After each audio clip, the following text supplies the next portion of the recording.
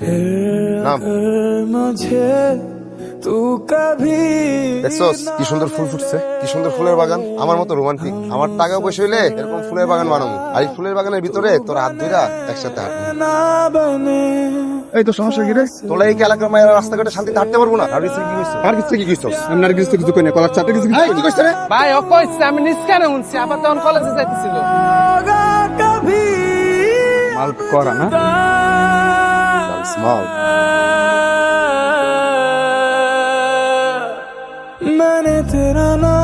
তুই রাই খেতে তুই পারবি না দেখ খালে মুখ ফর ফর করতেছে তারপরেও খাবে